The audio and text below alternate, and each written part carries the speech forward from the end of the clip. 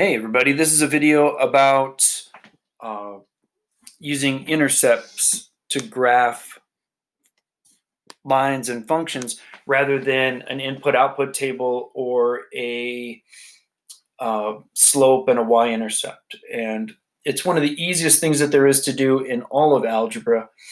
And it's a critical skill if you want to be better at graphing things and you don't want to spend a lot of time, when we get a little more sophisticated in our work, we don't want to spend a lot of time graphing things if we just want to put something on a graph so that we can compare it to something else. So intercepts themselves will help us graph things faster, easier, and will tell us certain things about the function that we're looking at rather than us figuring it out for ourselves. Because there's a couple of things that we know about intercepts, and if we just look at the functions and find them, things get easier. So let's talk about. Let's just dig right into it. I guess we want to get right here. I'm going to do these. I believe that 3x minus 2y equals 12 is the first example in the book on page, I think it's like 165 or 166.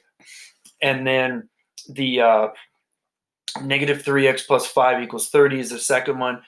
And then 4,500 minus 300x, or maybe this one is a on your own problem or something like that. And then this right here, I think, is another example. But I'm going to work through these four, and then through four other problems as well. So by the time I'm done with it, you ought to have everything cooled out, right? All right, so let's talk about what intercepts really are first before I go any farther with this. So let's say we have this xy. We have a graph, we have a coordinate plane with an x-axis and a y-axis. So every single line that we are ever going to graph is going to do one of it's going to do one of three things. All right, it's either going to cross the y-axis, or it's going to cross the x-axis, or it's going to cross both of them.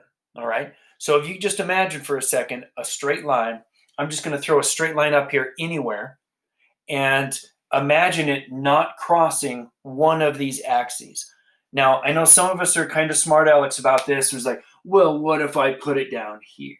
Ooh, yeah, that doesn't cross anything.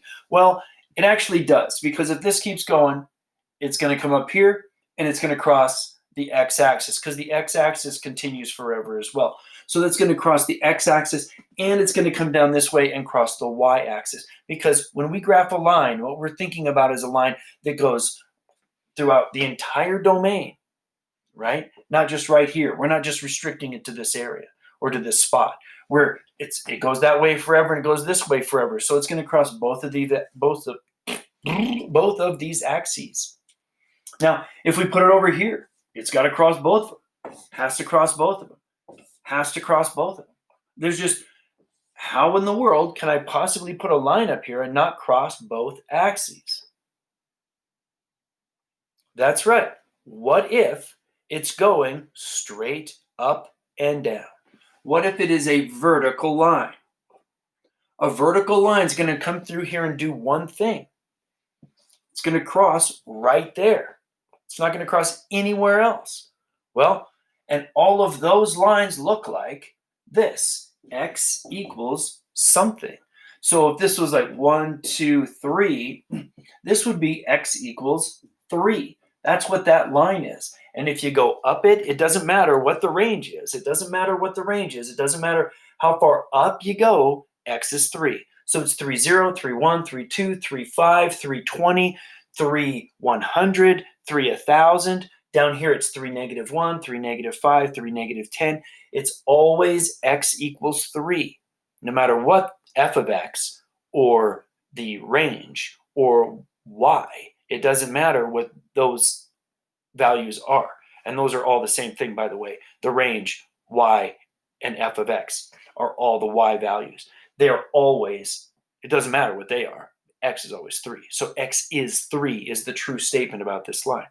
Now, the other one that you probably thought of is, what happens if it is a horizontal line? Yes, that also only hits one axis.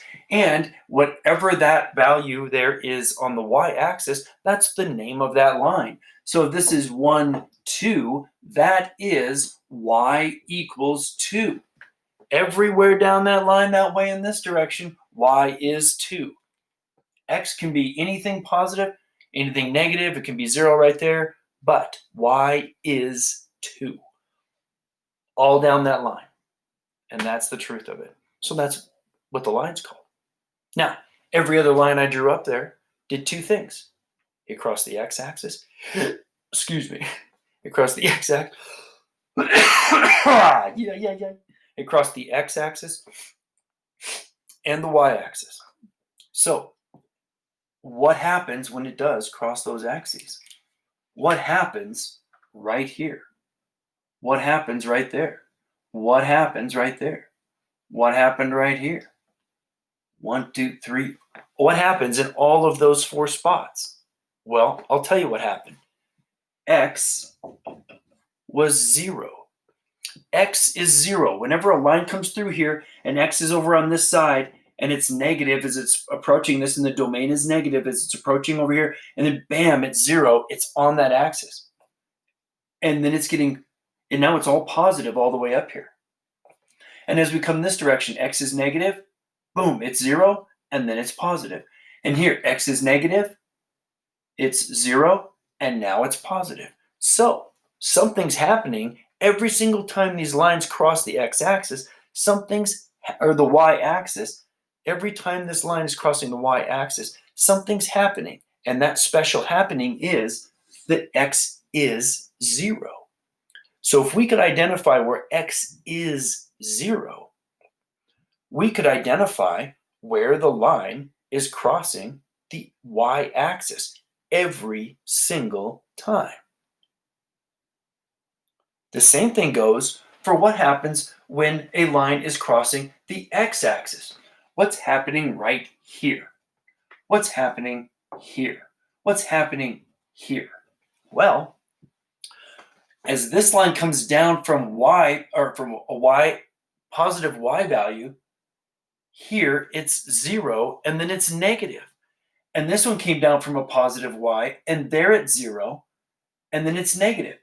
And this one was coming up from a negative y and then boom, it's 0 when it's crossing the axis and it keeps up. So, and then it's positive. So what happened to those 3 spots? In all 3 of them, y is 0. Because whenever a line crosses the x-axis, whenever it crosses the x-axis, whether it's coming down or going up, the y value at that point must be nothing because it's crossing the x-axis. So instead of identifying a slope and a y-intercept, if we only need 2 points that are true for a line, and if we knew where those 2 lines were true, or points were true on the line, we could draw the line. For instance, this line right here, if I knew 2 points that were true for that line, and I wanted to make sure that I drew it in the right spot, that's all I need to know. And if I could identify them by figuring out, hey, where's x equals 0? Right there. Where does y equal 0? Right there. And I just use my 2 points, I could just draw my line. So that's what we're going to do. It's very, very simple stuff. It took humans a while to figure out this was okay to do, though. I mean, this is all pretty complicated, but, the guys that were studying it figured it out pretty quick. So let's look at that 3x minus 2y equals 12. What happens if I'm looking for is this a linear equation? Yeah, there's no exponents. If I could move the 3x over there and make it negative and then divide by 2 by negative 2. So I could do that. Let's just do that. So I'm going to make this negative 2y equals 12 minus 3x, and then I'm going to divide everything by -2, -2, -2. And this is a 1, so y equals, this is a -6. Negative divided by negative is positive. So it's a positive 3 over 2x. So this is really y equals 3 over 2x minus 6. Now, what this tells me is that this is my y-intercept. Cool. And if I did this and I wanted to graph this, I would do this. I would go down to the -6, 1, 2, 3, 4, 5, 6, and I would put my y-intercept right there. And then I would say, well, my slope is 3 over 2. 1, 2, 3, and then over 2. 1, 2, 3, and then over 2 more, and I would put that there, and I would draw my line. Okay, I can do a little better than that. Okay, there we go. All right, sweet. Oh, perfect. So that was a little bit of work. Not much for some of us who know what we're doing, but there were a couple of opportunities for mistakes there, and hopefully I didn't make one. But let's look at it like this. What if I knew where the intercepts were? What if x was 0? And I just realized if x is 0, this thing's going to be crossing. If x is 0, I'm going to find my y-intercept. So what if x was 0? So what if x was 0? It would be -2y equals 12. So I would just divide -2 into 12 because this is now a 0. So it's -2y equals 12. And y would be -6. Here we go. There's 0, -6 right there. Now, what if I wanted to know where y was 0? Let's just put a 0 in for y. So 3x minus 2 times 0 equals 12. And then it's 3x equals 12. Divide both sides by 3. 1, 2, 3, 4. There's my 0. And I just draw my line. Now watch how easy this is when we have multiples of 2 and 3 is a multiple, 12 is a multiple of 2 and 3. Watch this. If I want to know where my y-intercept is, okay, where my y-intercept is, x is always 0. So I'm going to put a 0 in for x. It's gone. Now just stare at it. -2y equals 12. Y is -6. Well, what if y is 0? Well, if y is 0, then the x-intercept is at y is 0. So I'm just going to put a 0 in for 2y. 3x equals 12. X is 4. There it is. So all you need to know was -6, 4, draw the line, you're done. Okay? So let's look at the second one. Let's look at that one right there. And let's do it the same way. What if I put in a 0 for x? If I put a 0 in for x, that means that I've got a 0 in for x. It's going this way, or right or left, 0. So 0 in for x, it's going to give me my y-intercept. So if I put a 0 in for x, 0 times anything is 0, so it's just gone. So that's what happens. And then 5y equals 30, that means 0, 6, 0, 6 is my y-intercept. And then if I want my x-intercept, where y is 0, I put a 0 in for y. -3x equals 30. Sounds like a -10. So it's -10, 0. So if I just go out to -10, 0, and 0, 6, there's my line. That's it. Very, very easy.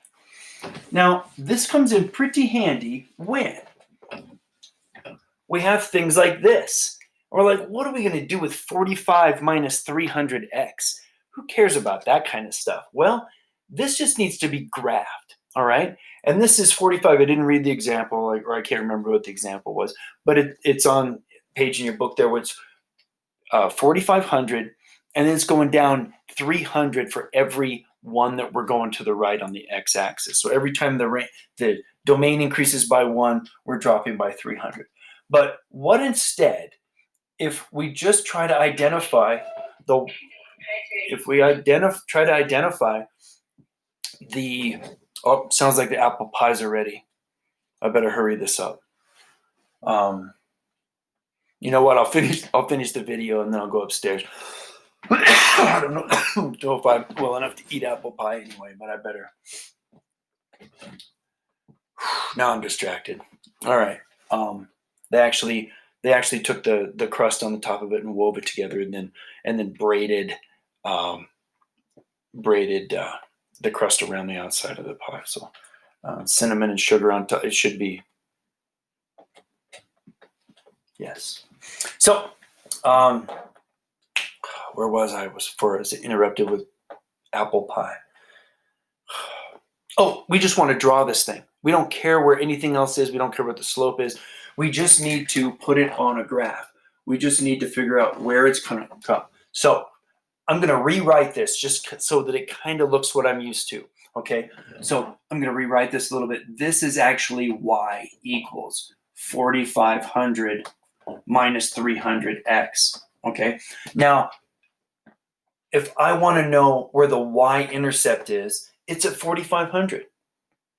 It's at 4,500 because negative 300 is my slope. So if x was 0, y is 4,500. So we're just going to mark the 4,500. But then, what if y is 0?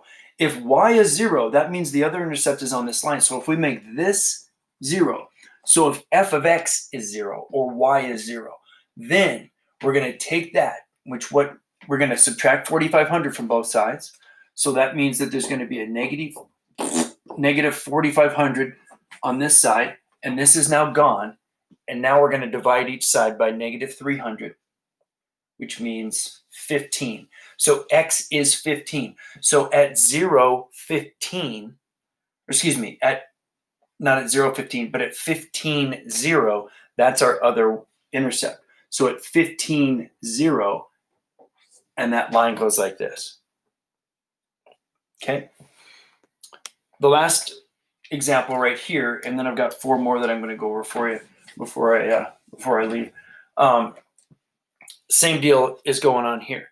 You can see the y-intercept on this one. It's 20 because this is our slope, because it's written in slope-intercept form. So 0, 20 is our y-intercept. But we want to know, where is x 0? So not where x is 0, but we want to know where the range is 0, so that it's down on the x-axis, right? So we want to know if this is 0, which means that the 20 is going to have to come over here. That means negative 20 equals negative 2/3 x. Multiply both sides by 3/2. So multiply 3/2, and this is going to be a 1. Negative divided by negative is positive, so now I don't have to worry about that anymore. And this is multiplied by 3/2. Excuse me. 20 by 3 is 60. Divided by 2 is 30. Pop. So now, instead of having to mess up with that 2/3, negative 2/3 x, slope and that kind of stuff, I know that 0, 20 and 30, 0, and there we go. Okay. Very, very simple stuff, if you pay attention to what you're doing. Now, I'm going to do a couple more of these before I split. I can't smell food, so it's part of the COVID thing. Part of the COVID deal is I just can't smell. I haven't been able to smell. I couldn't smell bacon cooking the other morning, which was pretty depressing. I couldn't smell the jambalaya, and I doubt I'm going to be able to smell the apple pie, but I'm still going to eat it. I wonder what the first thing I'll smell will be, food-wise. That'll be pretty cool. Would be pretty nice. So, 2x minus 4y equals 8. I want to know where my x and my y-intercepts are here. So my x-intercept is going to be where, or my y-intercept is going to be where x is 0, and my x-intercept is going to be where y is 0. So my y-intercept, 0 for an x. So I'm going to put a 0 in for x, and there it's gone. 8 divided by -4 is -2. And then where y is 0, I'm going to put a 0 in for y. 2x equals 8. There we go. I'm going to mark 4, 0, and 0, -2. And there's my line. Pretty simple stuff, baby.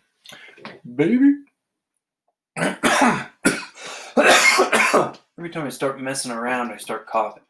2/3 y equals 4 minus 1/2 is the next example in your book.